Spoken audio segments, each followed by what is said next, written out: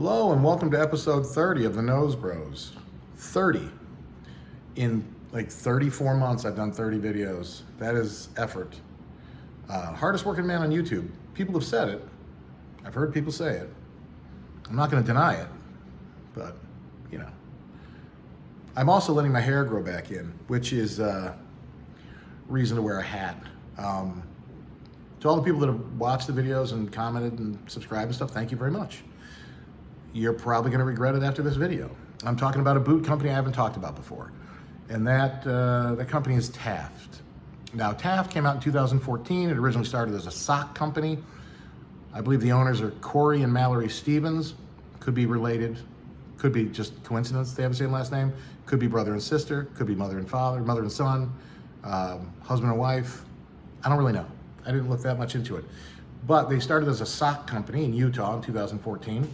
Then decided to transition into boots, started making boots. They had a Kickstarter campaign. They named the company Wimbley. They got a cease and desist order from another company named Wimbley, who I've never heard of, and changed the name to Taft. They made their boots in Portugal and Spain. They were Blake stitched or Blake rapid stitched, I can't remember, but they were resolable. And a Blake rapid stitch, Blake stitch looks sort of like this little channel here. These are helms. They do the Blake rapid stitch, I believe. So I got a comment in one of the videos a while back and it said, why don't you review their Taft 365 boots? I didn't know what the 365s were. I knew with the company, I had ordered a pair of the Jack boots, which are their really funky designs with fabric and leather kind of mixed together. Like there's designs on the fabric and leather cap toe, and then it's leather lined on the inside for durability, blah, blah, blah. They're not work boots per se. I mean, you can wear them to work if you work in an office. I mean, you can wear them to weddings, quinceañeras, sweet 16s, proms, funerals. I mean, whatever you want, really. If you want to spice up a funeral, go in there with boots with like butterflies on the side, just to let everyone know that he's not dead. He's just, you know, transitioning from a caterpillar to a bag of bones, or something like that. So I got the request to look at the Taft 365 boots. So I had to do a little research, and Taft was doing their main line of boots, and then they put in their Taft stitch down boots, which were about $120 more. I think ostensibly they were made in the US, but they were stitched down construction, a little bit more durable. And then because they went up in price, they decided to throw a lower price boot in there, which was the Taft 365 boot. And it was $200. And when I looked online, I was like, oh, okay, these look like, you know. And they didn't really specify the construction. They said it's full grain leather, hand painted or hand patinaed, whatever it was. And nothing specific about the construction. So I kind of stayed away from them. But then I went back, looked at them like 2 months later, and the price had dropped to $65, which is quite a substantial price drop. That is a realization that you are stuck with a lot of product that you do not want to be stuck with, so you're trying to get rid of it even if it makes you no money. So I ordered them, and I ordered the 007. Yes, because of James Bond, but that was the model number. And this is them.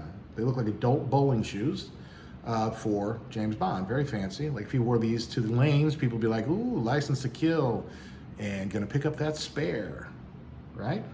The infamous 710 split. So I got them, and the first thing when I got them out of the box, I was like, oh, these don't smell like leather at all. And that's okay. Boots don't have to smell like leather. I mean, I know they are leather, but they don't have that leather smell that you get when you order other boots. So I had these, and I was like, oh. And then I looked at the bottom. I'm like, oh shit, they are resolable, right? I'm like, oh, there's Blake stitching. And then I was looking at the sides, I'm like, is that a welt?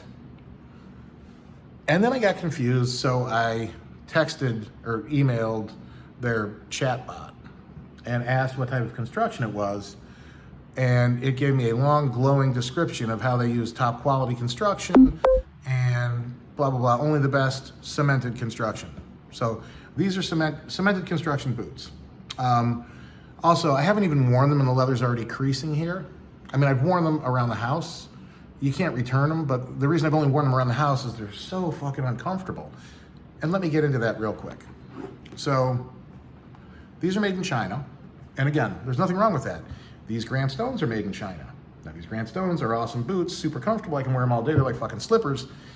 These, it's like I strapped a bunch of Legos to my feet. I'm trying to walk around with those. So when you look inside, or I'm gonna find a positive about this boot right now.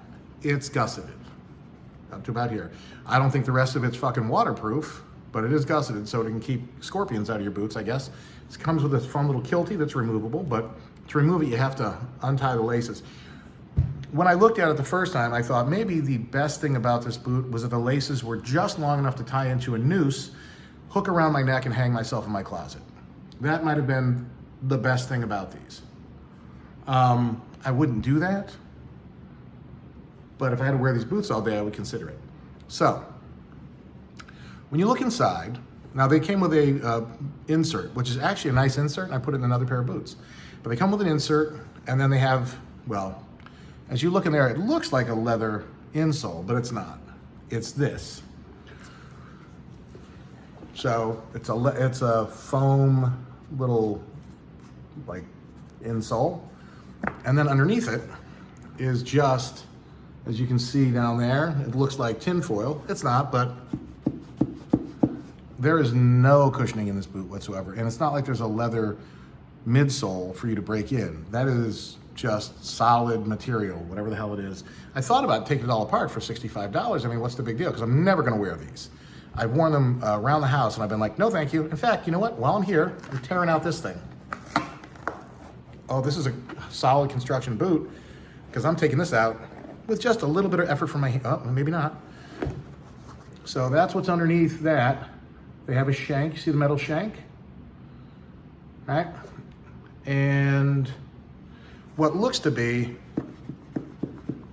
I mean, I'm not sure you can see in there, but it seems like around that shank is like plastic. Yeah, that's not leather, that's not cork. I think that's plastic. Holy shit. So once you tear these boots open, right? And this is that little insole that looks tinfoilish. This is just, I'm guessing, some sort of fiberboard. It's very, very stiff. There's no real give to it. And then if you put your finger in here, you can actually pull up the plastic around the shank. Jesus Christ. This boot is fucking garbage. That being said, if you bought it, don't feel bad. They misled you. And if you like it, that's also cool too, because you're allowed to, right? It's America. For now. Like throw in a little political humor. So these boots, okay, let's see. Aesthetically, I actually like the way they look. They're not for everybody. Oh, you know what? It's got the little, here's another bonus. The heel stack is actually nice, right? A nice little full rubber heel cap here. So that's good. Yeah. There. Look at me. That was nice. I'm finding complimentary things about this. So aesthetically, I like the way they look. I don't love the way they look, but I give them 6.5. Construction, I give them a 2. For $200, I give them a 0. For $66, I give them a 2. And I paid $66, so they're getting a 2. You know what? We'll give them a 3 because the gusset and that heel stack there. Let's see. Construction, aesthetics, comfort. It's a 1. And ease of purchase. Well, they're $66, and they had them in my size, and they still have them in my size, even though they've been $66 for, I guess, a couple of months.